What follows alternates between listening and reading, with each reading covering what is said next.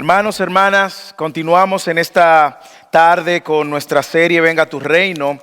Y hoy damos inicio al capítulo 10. El capítulo 10, donde Jesús de manera particular está seleccionando y enviando a estos discípulos, a estos 12 discípulos. Y lo que vamos a ver en el día de hoy justamente son los versículos que corresponden a la selección y posterior empoderamiento y comisión de Jesús hacia los discípulos. Así que yo quiero que donde usted esté, abra su Biblia y nos acompañe. Yo quiero que leamos los 15 versículos que vamos a estar viendo en esta tarde. El título del sermón es El llamado para la misión del reino.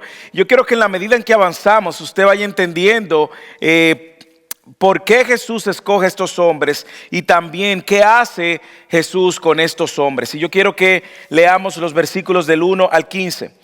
Dice la palabra del Señor: Entonces, llamando a sus 12 discípulos, Jesús les dio poder sobre los espíritus inmundos para expulsarlos y para sanar toda enfermedad y toda dolencia. Esto es algo común en Mateo, que Él nos da unas declaraciones que resumen todo lo que va a estar aconteciendo más adelante.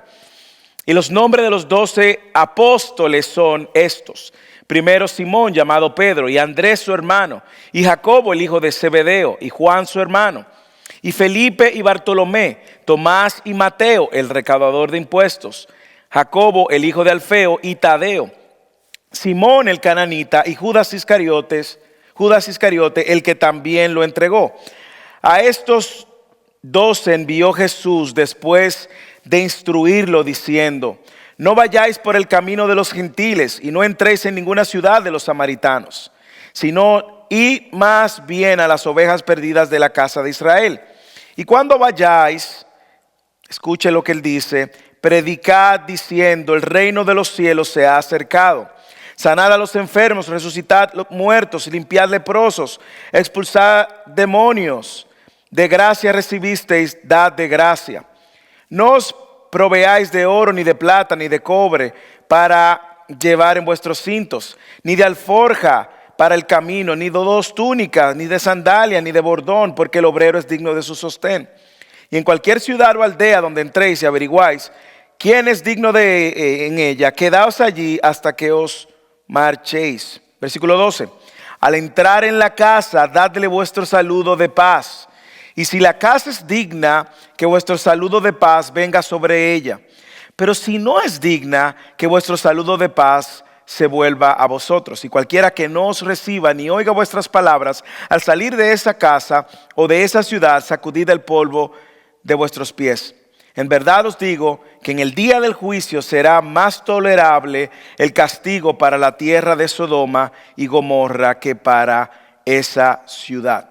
Hermanos, cuando vemos esta porción, una porción un poco más larga que lo acostumbrado, nosotros vamos a ver cómo Jesús, en la continuación de lo que vimos la semana pasada, si usted estuvo con nosotros, usted recordará cómo veíamos la necesidad de obreros y hablábamos de cómo cada creyente es un obrero a tiempo completo. Es probablemente la respuesta a la oración de Señor, envía obreros a su mies. Y ahora, interesantemente, la transición del capítulo 9 al 10 es justamente Jesús seleccionando y enviando a sus discípulos.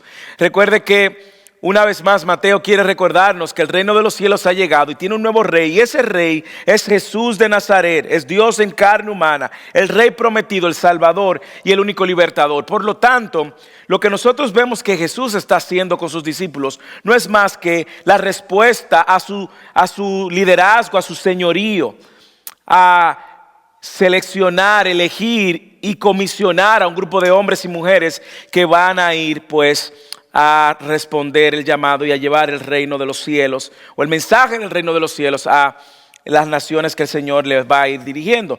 Nosotros, como vimos en el capítulo 9, termina con la necesidad de obrero para la cosecha. Y el capítulo 10, entonces, vemos a Jesús haciendo un llamado para ir en esta misión del reino. Entonces, a partir de este momento vamos a ver cómo Jesús que ha venido progresivamente desarrollando un ministerio del reino de los cielos, mostrándose como el rey prometido, el Mesías esperado, ahora está comisionando a quienes le han acompañado y han visto a Jesús haciendo milagros, mostrando compasión, llevando y predicando las buenas nuevas a todas las ciudades de Jerusalén y de Galilea. Así que cuando leemos este texto vemos que claramente hay una idea que Mateo quiere comunicarnos, y esa es la selección de estos 12 apóstoles, el empoderamiento y cómo Jesús le instruye para ir a llevar el mensaje del reino. Y a la luz de esa verdad del texto, yo quiero que nosotros a través de este sermón podamos ser animados a obedecer nuestro llamado como obreros, pero nuestro llamado de ser misioneros del reino de los cielos, de cumplir con la misión del reino. Y este llamado este llamado para la misión del reino inicia cuando Jesús llama a los descalificados. Así inicia, Jesús llamando a los descalificados. Leamos el versículo 1 al 4 de nuevo.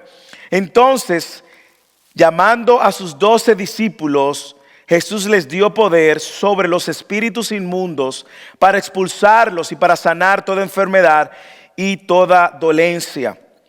Y los nombres de los 12 apóstoles son estos: primero Simón, llamado Pedro, Andrés y su hermano, y Jacobo, el hijo de Zebedeo, y Juan su hermano, Felipe y Bartolomé, Tomás y Mateo, el recaudador de impuestos, Jacobo, el hijo de Alfeo, y Tadeo, Simón el cananita, y Judas Iscariote, el que también le entregó. Es interesante que cuando nosotros analizamos la vida de estos hombres, nosotros vamos a ver que si hay algo que tenían en común, es que Jesús elige a hombres que no tenían la calificación para ser un discípulo de ningún rabí de la época, de ningún rabino de la época. Nosotros sabemos también que Jesús escoge estos 12 dentro de un grupo mayor. Jesús tenía muchos más discípulos. Hay algunos que entienden que Jesús tenía cientos de discípulos, pero que Él, dentro del grupo de discípulos, Él escoge estos 12. Y Mateo nos da el nombre, y no solo nos da el nombre, sino que le llama a estos 12 apóstoles. Y la historia comienza Jesús seleccionando y eligiendo y comisionando a quienes serían el grupo central sobre el cual iba a esparcir las buenas nuevas del reino y sobre el cual iba a fundar su iglesia. Como lo dije anteriormente, y es de costumbre en Mateo, en el versículo 1, Mateo nos da un resumen de todo lo que va a acontecer en lo adelante, cuando dice que Jesús llama a sus 12 discípulos y les dio poder sobre los espíritus inmundos para expulsarlos y para sanar toda enfermedad y toda dolencia. Como vemos, Jesús escoge a 12. Hay quienes entienden que esto es un número intencional, el número de 12, para hacer referencia a las 12 tribus de Israel y también para hacer referencia al trabajo que Él iba a hacer en las naciones y en las tribus a través de ellos, o las representaciones de estas naciones a través de ellos. Él dio autoridad para hacer cosas milagrosas, los envía. Pero antes de sumergirnos, observe cómo Jesús escoge a estos hombres a pesar de su condición. Y digo esto porque estos hombres en sí mismos, en el momento en que son escogidos, todavía no tenían idea de lo que les esperaba. Todavía no tenían idea del costo del llamado. Todavía no tenían idea de la persecución que iban a pasar, ni de cómo iban a morir. De hecho, muchos de ellos, o todos, estaban, si hubiesen sido vistos con el lente humano, totalmente descalificados. Nosotros vemos cómo Jesús establece varios niveles de liderazgo, si se puede decir. Entre el grupo de discípulos escoge a 12, pero dentro de esos 12 escoge luego un círculo más cerrado, que eran de 3 hombres con quien Él tenía una relación más íntima y a quienes invitó incluso a tener unas experiencias diferentes que el resto de los discípulos. Es importante ver cómo Jesús hace esta elección públicamente. Jesús escoge y se supone que estos 12 líderes iban a tener una responsabilidad mayor ante las demandas mismas del ministerio. Ahora, ¿quiénes son estos 12 que Jesús llamó? ¿Y qué podemos aprender de ellos? Bueno, es la primera vez que nosotros vamos a ver cómo Jesús hace esta selección aparte, como ya dije, pero cada uno de ellos tienen algunos más información que otros en la escritura. Por ejemplo, el caso de Pedro, nosotros sabemos que Pedro fue el primer líder de la iglesia y también es conocido por varios nombres. Él aparece con varios nombres. En hebreo su nombre es Shimón, que por eso usted ve que a veces le llama Simón Pedro. En arameo su nombre es Keifa, que es de donde viene el nombre Cefas. Y usted ve que en algunos textos también le llaman Cefas. Y en los judíos que hablan, también hablaban el arameo, pues también se le llamaba Pedro, que era piedra, ¿verdad? En los días de Jesús ellos hablaban arameo por causa del cautiverio de Babilonia, pero Jesús le llama Pedro porque es el nombre griego para su nombre. Así que los tres nombres tienen algo en común y es que significan roca o piedra. Pero es interesante que Jesús está escogiendo un Pedro que sabía que lo iba a negar. Y a pesar de Pedro, a pesar de que Jesús sabía que lo iba a negar, lo pone como uno de los principales líderes del movimiento de la fe cristiana que iniciaba con ellos. Este es el mismo Pedro que negó a Jesús 3 veces. Es el mismo Pedro que escribe 2 cartas en el Nuevo Testamento. El segundo que aparece en la lista es Andrés, que era el hermano de Pedro. Y de hecho, Andrés es quien introduce a Pedro a Jesús. Y el Evangelio de Juan nos informa esto. Y Andrés tiene la distinción de ser el primer discípulo que Jesús llamó,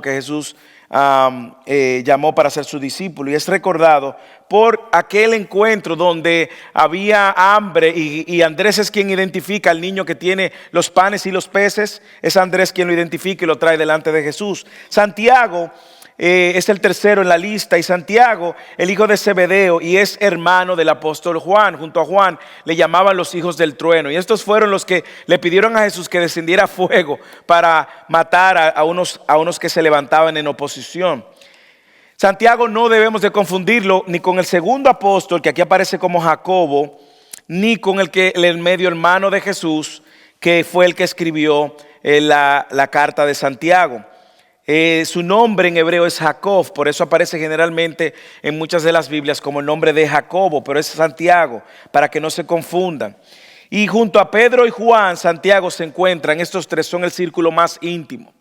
El círculo más íntimo de Jesús, a quien Jesús llevó a la transfiguración, si usted lo recuerda, a quien Jesús invitaba a orar. Así que Santiago es el único apóstol también que se registra su muerte en el Nuevo Testamento. Aparece Juan, el cuarto en la lista, y es el mismo Juan que escribió el Evangelio de Juan, 3 cartas, y escribió Apocalipsis. Él era más joven, el último de los apóstoles en morir. También era pescador y fue quien Jesús decía que muchos de los escritos dicen a quien Jesús amaba. Está también Felipe, y nosotros sabemos que Felipe era de la misma ciudad de Pedro y Andrés, pero Felipe fue el primero en ir a Samaria a predicar el Evangelio. Nosotros sabemos que luego aparecen una lista de nombres que no son la Biblia no dice mucho, hay algunas pinceladas. En el caso de Natanael o Bartolomé, en nuestra lista aparece el nombre de Bartolomé, pero es el mismo de Natanael. Y es aquel a quien Jesús encontró, usted recuerda, y lo llamó de lejos, aquel a quien le fueron a decir, hemos encontrado a quien de quien Moisés escribió la ley y los profetas, hablan acerca de, este es el mismo. También está Tomás. Sabemos de Tomás por ser aquel que dudó mucho de Jesús y que necesitaba poner la mano en el costado y ver a Jesús personalmente. Es el Tomás que luego dice en Juan 20:28, Dios mío y Señor mío. Tenemos a Mateo, el autor de este evangelio, recaudador de impuestos, quien usted sabe, hablamos de él, ya era una persona totalmente rechazada por la sociedad al ser cobrador de impuestos. Era como el que había vendido su alma a los enemigos, a los romanos, opresores. Tenemos a el Santiago el menor, aparece con el nombre de Jacobo aquí, hermano de Mateo, Santiago. También tenemos a Tadeo, que se llama Judas, pero no Judas Iscariote. El nombre de aparece también en Juan capítulo 14, 22, cuando dice Judas, no el Iscariote.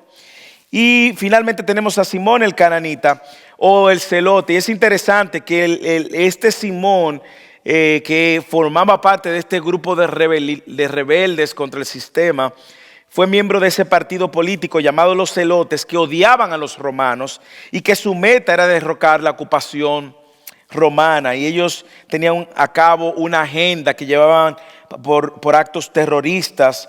Y ellos decían que pagar tributos al rey era algo pagano, era un acto de traición contra Dios. Ahora imagínese el grupo que usted tiene. Usted tiene a estos, tiene un cobrador de impuestos, tiene un celote en el mismo equipo y además, para terminar la lista, uno que te iba a vender por 30 monedas de plata, Judas Iscariote. Sabemos que por Judas él era ambicioso, él era el que iba a entregar a Jesús. Sabemos que por los demás evangelios, que él era, por el evangelio de Juan, sabemos que él era el que cargaba la bolsa de los dineros, aparentemente el tesorero, el que cuestionó cuando María rompe el alabastro, el perfume a los pies de Jesús, que costaba cerca de 300 denarios. Este es Judas Iscariote. Así que el Señor llama a estos 12, llama a 12 personas que no estaban calificadas para ser discípulos de ningún rabino de aquella época. Imagínense el choque cultural. Jesús, que aparentemente era el Mesías, decía ser el Mesías, un rabino por excelencia, escoge a 12 personas que no tenían nada que ver con el estándar de un discípulo de ningún rabino. Y esta lista quizás no signifique mucho para nosotros, sino solo el hecho de que eran 12 personas normales, como usted y como yo, pescadores, recaudadores de impuestos, hijos de hogares judíos ordinarios, no tenían ningún entrenamiento formal religioso. Muchos de estos no habían llegado a estudiar más allá de 13 años de edad, se habían tenido que dedicar a los negocios de su familia. No eran considerados ignorantes por la sociedad, por eso se dedicaban a la pesca. Fueron burlados por la élite religiosa, muchos de sus familiares también se burlaban de ellos. Y más aún, entre ellos tenían grandes diferencias, como yo les dije. Te tienes un recaudador de impuestos que era visto como lo más rechazado por la sociedad, y tienes un celote, un Simón el cananita, que era totalmente un violento terrorista contra de ese sistema al cual Mateo era parte antes de conocer a Cristo. Ahora imagínense toda la tensión en esa reunión, todo lo que se podía comentar, lo que se podía decir, y Jesús lo escoge a pesar de ellos. Eran inmaduros, buscaban su propio bienestar, eran propensos a ideas egocéntricas, precipitados. Yo creo que este no sería el equipo que usted escogería para llevar a cabo una obra tan importante como la obra del reino de los cielos. Sin embargo, no fue así como Cristo lo vio. No fue así. Ese es un llamado divino. Y Dios los llama a pesar de ellos y no los deja donde estaban. Dios empieza a trabajar en el corazón de ellos, a equiparlos. No eran ellos, sino lo que Dios iba a hacer a través de ellos. Y Dios estaba moldeando a estos hombres a través de sus experiencias, a través de sus frustraciones, a través de sus faltas. Y ahora llegaba el momento no solo de escogerlos, sino también de enviarlos, de poner en sus manos poder para imitar lo que Jesús ha venido haciendo. Yo creo que el hecho de que este llamado para hacer la misión del reino inicia llamando a hombres descalificados debe de sonarnos a nosotros familiar, porque eso somos nosotros, sin excepción. Todo el que está en la iglesia, todo el que está sirviendo en la iglesia, todo el que hace algo en la iglesia, Dios los llamó a pesar de ellos. Todo el que está de una manera u otra involucrado, usando sus dones y sus talentos en el reino de los cielos, por pequeño o grande que parezca su responsabilidad, Dios los llamó a pesar de ellos. Por lo tanto, hermanos y hermanas, no tenemos excusas para responder al llamado que tenemos. No tenemos excusa, tenemos que rendirnos. Tenemos que rendirnos a su llamado y ser obedientes al servicio. Los apóstoles ocuparon un lugar único en la historia de la iglesia. Sin embargo, nosotros también hoy en día no somos apóstoles ni seremos apóstoles, pero sí tenemos el mismo llamado de poder llevar el evangelio del reino a todo el que nos rodea. Estamos descalificados, somos inadecuados, nosotros mismos lo sabemos. Sin embargo, Dios puede hacer algo útil de algo ordinario. Dios puede hacer algo glorioso de algo que parece no tener propósito. Y lo digo porque muchas veces nosotros somos los primeros en poner las excusas para no servirle a Dios. Somos los primeros. Sin embargo, mire cómo Dios escoge a estos hombres descalificados, pero hizo grandes cosas con ellos. Así que el llamado para la misión del reino inicia cuando Jesús llama a los descalificados, de los cuales usted y yo somos parte. Segundo, el llamado para la misión del reino también sigue y sucede cuando Jesús empodera a los que llama. Lea el versículo 1. Jesús les dio poder sobre los espíritus inmundos para expulsarlos, para sanar toda enfermedad. ¿Ok? No pierda de vista la progresión del ministerio de Jesús. Jesús primero empezó haciendo milagros él solo. Y le decía a la gente, no le digan a la gente. Luego Jesús hace milagros y los discípulos lo acompañan y la multitud lo acompañan. Y ahora Jesús está empoderando e enviando a estos hombres. ¿Para qué ellos iban a recibir este poder? Porque no es lo mismo que va a suceder luego en la promesa de Hechos capítulo 2. ¿Para qué ellos iban a recibir este poder? Bueno, lo primero que nosotros vemos que Jesús lo está enviando para que ellos imiten lo que Jesús ha venido haciendo. ¿Ok? Imiten el corazón compasivo que Jesús ha venido mostrando. Para que muestren y traigan esperanza a los que no tienen esperanza. Para que muestren compasión a los que están desamparados. Para traer las buenas nuevas del reino a aquellos que son marginados y que han sido rechazados. Y ahora Jesús está expandiendo el reino a través de estos hombres descalificados para llevar las buenas nuevas a todo aquel que está perdido y que está sin esperanza. Me encanta cómo Jesús confía en ellos para una tarea tan responsable. Imitar a Jesús. Bueno, eso era lo que hacía todo rabino. Luego de que tenía a sus discípulos, era que el discípulo tenía que llegar a ser como el rabino y manejarse como el rabino, hablar como el rabino, desempeñarse como el rabino. Ahora Jesús le está diciendo, vayan, muestren compasión como yo le he mostrado, alcancen a aquellos que son rechazados y busquen al perdido, que es lo que yo he venido a hacer. Me encanta también que estos milagros que Jesús le iba a poner a ellos la responsabilidad de llevar a cabo era también para validar el mensaje que Jesús había traído. Y fue un momento histórico, un momento único en la historia. Ellos estaban validando lo que Jesús también había validado. El reino de los cielos está en medio de ustedes.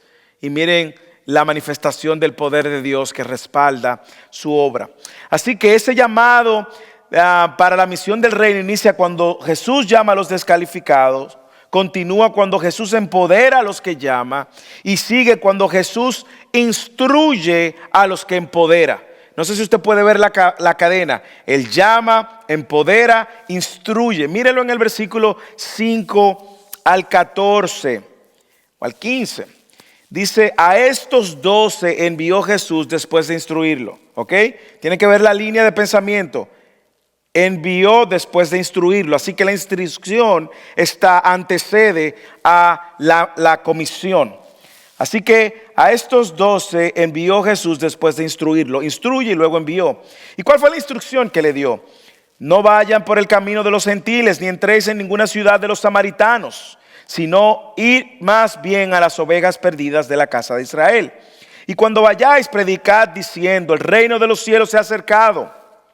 Sanar enfermos, resucitar muertos, limpiar leprosos, expulsar demonios, da gracia lo que por gracia recibiste. No os proveáis de oro, ni de plata, ni de cobre para llevar en vuestros cintos, ni de alforja para el camino, ni de 2 túnicas, ni de sandalias, ni de bordón, porque el obrero es digno de su sostén.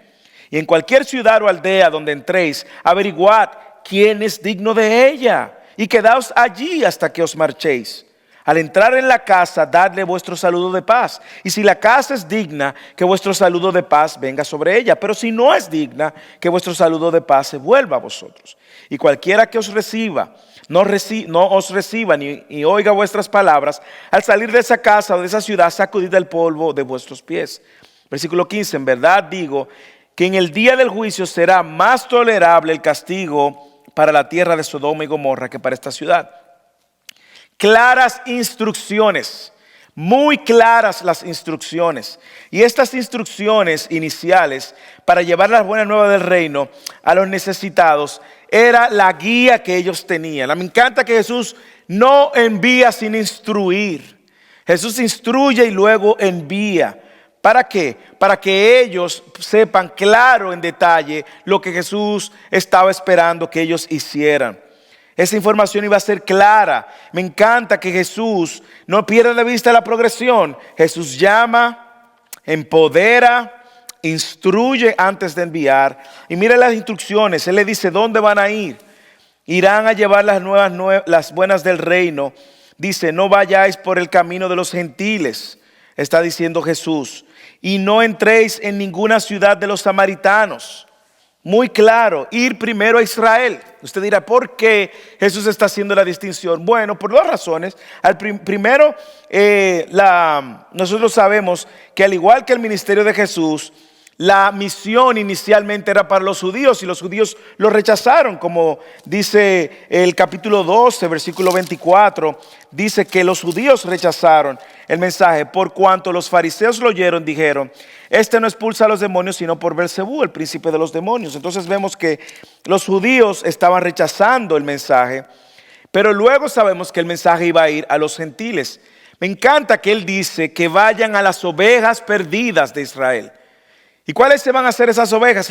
Las que iban a abrir las puertas, las casas. Ellos no iban a ir donde gente que tenía el corazón cerrado. Ellos estaban buscando aquellas ovejas perdidas y aparecerían aquellos que no eran ovejas.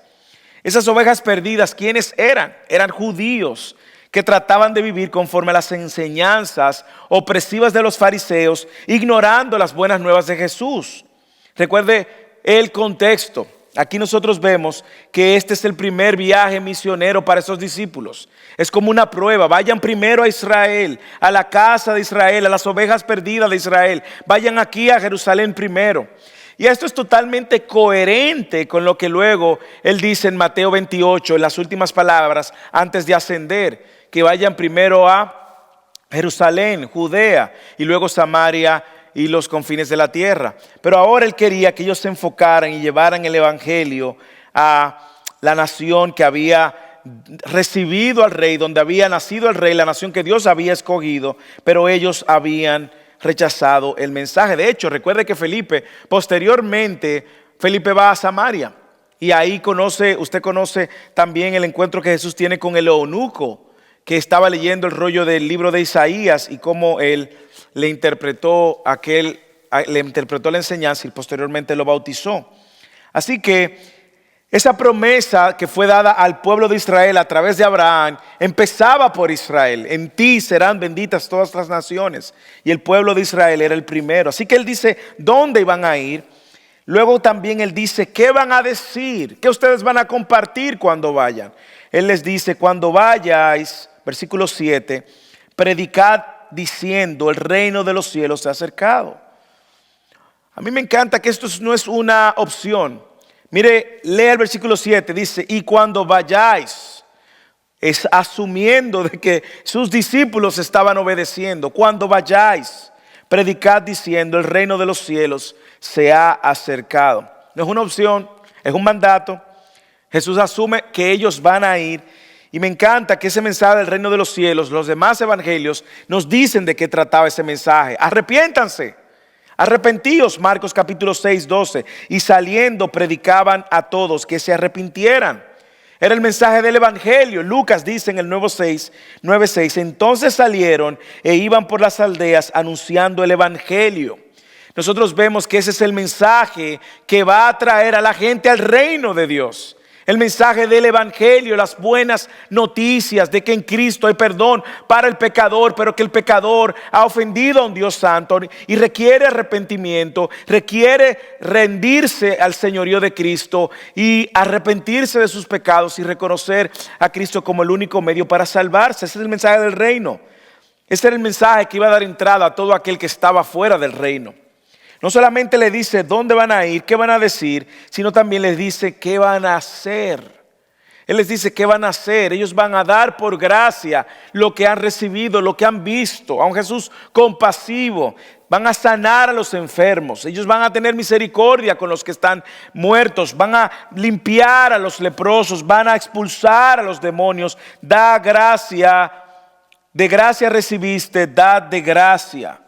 Así que con ese poder para validar el mensaje del reino, ellos estaban por gracia dando lo que han recibido, misericordia y compasión. Los discípulos tenían algo muy claro, es que ellos no iban a estar cobrando por los milagros. Ellos no iban a estar poniendo condiciones. Ellos no iban a estar haciendo excepción de personas.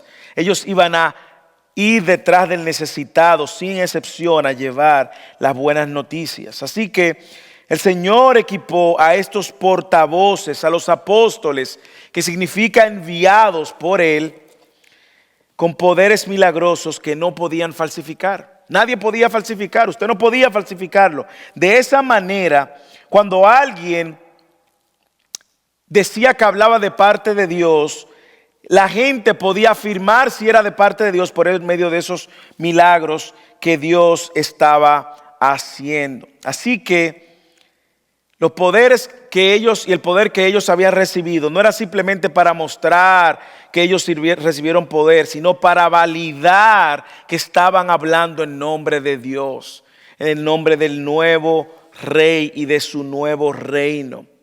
¿De acuerdo? Nosotros sabemos lo que pasa más adelante. Estos apóstoles se convierten entonces en los profetas del Nuevo Testamento.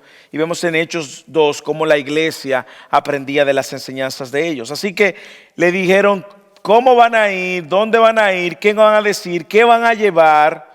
Es decir, no van a ir apegados a lo material, no van a ir con condiciones. No, si no hay aire acondicionado, yo no voy. O si no hay un carro para que me transporte, yo no voy. O si no hay comodidad, yo no voy. No. Olvídense de eso. Sin apego a lo material. No os proveáis de oro, ni de plata, ni de cobre para llevar en vuestros cintos, ni de alforja para el camino, ni de 2 túnicas, ni de sandalias, ni de bordón. No se acomoden. No hay condición para ir a llevar el reino de los cielos donde el Señor nos envía o nos ha enviado. Y no solamente le dice con cuáles condiciones ellos van a ir, sino también dónde entrarán, a quiénes, dónde se detendrán, versículo 11. Y en cualquier ciudad o aldea donde entréis, averiguar quién es digno de ellas, y quedaos allí hasta que os marchéis. Al entrar en la casa, dale vuestro saludo. Con un mensaje de paz, ellos estaban entrando y compartiendo las buenas noticias. Y ellos no van a estar detrás de los corazones cerrados. No. Ellos tenían un mensaje muy claro. Las ovejas perdidas que tienen el corazón listo, y a ellos entonces dale el mensaje de paz. El que no va a tener consecuencias. Él lo dice, versículo 13 al 15. El que rechaza el mensaje, sacúdase el polvo, que el juicio que vendrá sobre ellos será peor que el juicio de Sodoma y Gomorra. ¿Por qué? Porque han rechazado el único medio posible para salvarse. Han rechazado el único medio posible para entrar en el reino de los cielos y a vivir eternamente con el Rey de Reyes. Y le digo, no pierdan su tiempo. Usted dirá, bueno, pero yo le he predicado a gente que no tiene el corazón abierto. Bueno, pues entonces cambie la estrategia, ore por esa persona. Ore por esa persona. Y al final es nuestra responsabilidad ir donde todos. Nosotros no sabemos quién tiene el corazón cerrado, ni quién tiene el corazón abierto, listo para recibir el mensaje de las buenas nuevas. Dios lo sabe y nosotros sencillamente obedecemos. No tenemos la facultad de convertir a nadie. Dios lo sabe y Dios es quien convierte. Sin embargo, es nuestra responsabilidad que ir a todos, y Dios entonces va a hacer su obra en el corazón de los que ya Él tiene listo para recibir el mensaje. Así que usted ve la secuencia de este llamado para la misión del reino. Lo primero que Dios hace es que Dios elige. Él es el quien elige. Él nos eligió. Y a todo cristiano lo ha llamado a la misión y al negocio del reino de los cielos, de llevar las buenas nuevas al perdido. Segundo, ¿qué Él hace? Nos empodera. Nosotros tenemos el Espíritu Santo dentro de nosotros y estamos también empoderados para llevar el mensaje de salvación al perdido. Tercero, ¿qué Él hace? Instruye a sus discípulos. Los instruye, les da muy claras especificaciones de dónde van a ir, cuál es el mensaje que van a compartir, con cuáles expectativas van a ir y cuál va a ser la consecuencia de los que no acepten. Y luego, ¿qué Él hace? Finalmente, Jesús envía a los que instruye. Jesús envía a los que instruye. El versículo 5 lo dice muy claro: a estos 12 envió. Observe la progresión: elige, empodera, instruye y envía. Ahora, ir cuando Dios manda no es una opción, hermanos. No es opcional para los discípulos, como no es opcional para nosotros. Mira el versículo 7, cómo Él asume que cuando Él comisiona, ya Él está dando un mandato que debe de ser obedecido. Cuando vayáis, predicad diciendo, el reino de los cielos se ha acercado. Usted puede observar que Jesús asume la obediencia. Él los envía. ¿Luego de qué? De que los eligió. Luego que los empoderó, luego que los instruyó, ahora los envía. ¿Para qué? Para que ellos puedan experimentar en obediencia la transformación que produce la buena noticia del evangelio del reino en la vida de las personas. Esta es la primera asignación que se les da a los discípulos y es la misma asignación que nosotros hemos recibido cuando al final del libro del Evangelio de Mateo veamos la gran comisión. Hermanos, yo creo que al final de este sermón y al final de este texto podemos sacar muchas aplicaciones y muchas verdades en ella. Lo que no podemos es tener excusas. Si usted está escuchando este sermón de alguna manera y usted es un hijo de Dios, un creyente, un cristiano, usted no tiene excusa. La misión ahora ha sido dada a sus hijos. Usted lo va a ver en todos los evangelios, el mismo mandato. Y luego lo va a ver en la carta de Pablo diciendo que hemos recibido el ministerio de la reconciliación, refiriéndose al mensaje del reino y el mensaje del evangelio. Pero es nuestra responsabilidad obedecer. Y no es una opción. Estamos llamados a obedecer. Dios nos llama, Dios nos eligió por su gracia, no porque fuéramos mejores que nadie, no porque fuéramos calificados, mejor calificados que otros. Esto no se trata de calificación, esto se trata de elección con el propósito de obedecer a nuestro Dios. Nos hace el llamado, sin excepción todos, ya luego de que hemos sido llamados, estamos siendo formados, capacitados por Él, por su Espíritu Santo, en la iglesia local para ir y no hay excusas. ¿Para ir dónde? Ir detrás de las almas perdidas sin excusas. Yo sé que algo que nosotros vamos a ver más adelante es que Jesús les advierte también acerca de los peligros. Jesús les advierte que vayan como ovejas en medio de lobos. Jesús les advierte que va a haber persecución y va a haber muerte. Jesús les habla del costo de seguirlo a Él. Y lo vamos a ver más adelante. Pero Jesús también los está invitando a ellos a entender que el cristianismo no se vive cómodamente. El cristianismo se vive sin condiciones. Tristemente nosotros estamos muy sumergidos en una cultura muy cómoda, pero recuerde que Dios nos está llamando a ser obedientes y ser fieles. Y que Dios en su misericordia nos ha llamado a obedecer y a perseguir, ser embajadores de su reino. Y no es una opción, hermanos. Usted tiene dos opciones si usted está en Cristo. Usted obedece o desobedece. Pero ¿cómo obedecer? ¿Cómo desobedecer a aquel que dio su vida para salvarnos? Así que la misión es para todos. Usted puede empezar esta misión del reino, como yo dije la semana pasada, en su hogar. Si usted es padre de familia con sus hijos, si usted es soltero con sus amigos, si usted está casado sin hijo, con su esposa, puede empezar a formar y a desarrollar hábitos que lo hagan un fiel misionero del reino. Usted está siendo instruido en la iglesia, no solo a través de los sermones de los domingos, sino también a través del instituto bíblico que tenemos, a través de los grupos de crecimiento. Usted está siendo instruido. ¿Para qué? ¿Para que ese conocimiento se quede en su cabeza? No, para que usted sea fiel llevando el evangelio del reino. Y finalmente usted puede ser, en su trabajo, puede ser también un agente misionero. Pídale a Dios que ordene, que orqueste conversaciones que le permitan a usted traer el mensaje de paz, las buenas noticias de paz. Dios se ha reconciliado con el hombre por medio de Cristo. Ya el hombre no va a ser enemigo de Dios si está en Cristo. Ese es el mensaje de paz y el mensaje del evangelio. Y usted y yo somos los elegidos para esta misión del reino. Si usted no está en Cristo, está viendo esto, de alguna manera el mensaje para ti ha llegado, y es que te arrepientas de tus pecados de manera que puedas entonces tener una relación con el Rey que trae un nuevo mensaje para darnos una nueva vida y demanda de ti que te arrepientas. Así que si en esta tarde Dios te ha hablado, donde tú estás, ora y pídele al Señor que te dé convicción, ya sea que eres un cristiano desobediente, que no estás obedeciendo este llamado, o ya sea que no conoces a Cristo y Dios te está llamando a responder en arrepentimiento. Así que el llamado para el reino, para llevar el mensaje del reino y para la misión del reino, inició cuando Dios nos llamó, siendo nosotros descalificados y no teniendo nada bueno en nosotros. Dios nos empodera, luego que nos llama, pone su espíritu dentro de nosotros. Dios también nos instruye para enviarnos. Que el Señor nos ayude a ser obedientes. Oremos, hermanos.